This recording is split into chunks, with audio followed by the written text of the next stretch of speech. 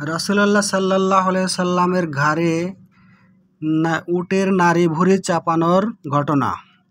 হযরত আব্দুল্লাহ ইবনে মাসউদ রাদিয়াল্লাহু তাআলা আনহু থেকে বর্ণিত, নবী করিম সাল্লাল্লাহু আলাইহি সাল্লাম কাবার নিকট নামাজ পড়ছিলেন এবং আবু জেহেল ও তার কতিপয় সঙ্গী সেখানে উপবিষ্ট ছিল। তাদের মধ্য থেকে একজন বলল, তোমাদের মধ্যে কে অমুক সম্প্রদায়ের উটের নাড়ি ভুঁড়ি এনে মুহাম্মাদের সিজদায় গমনকালে তার পিঠের উপর রেখে দিতে পারো? অতঃপর তাদের মধ্যকার সর্বাধিক পাষণ্ডটি উঠে গিয়ে তা এনে অপেক্ষায় থাকল। নবী করিম সাল্লাল্লাহু আলাইহি সাল্লাম যখন সিজদায় গেলেন, তখন সেই পাষণ্ড তার দু কাঁধের মাঝে পিঠের উপর রাখল। আমি এ দৃশ্য দেখছিলাম, কিন্তু আমার কিছু করার ছিল না। হায়, আমার যদি কিছু করার শক্তি থাকতো। তিনি বলেন, ওরা হাসতে লাগলো এবং একে অপরের প্রতি দোষারোপ করছিল।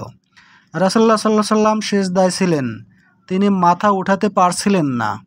এমন সময় ফাতেমা রাদিয়াল্লাহু তাআলা আনহা এসে তা সরিয়ে দিলে তিনি মাথা তুলে 3 বার বললেন, হে মাবুদ, তুমি কুরাইশদেরকে পাকড়াও করো।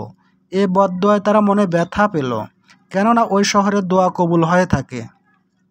তারপর তিনি নাম উল্লেখ করে বদদোয়া করলেন, হে মাবুদ, তুমি আবু জেহেল, উতবা ইবনে রাবিয়া, সাইবা ইবনে রাবিয়া, ওলীদ ইবনে উতবাহ, উমাইয়া ইবনে খালফ এবং উকবা ইবনে আবু মুইতকে পাকড়াও করো।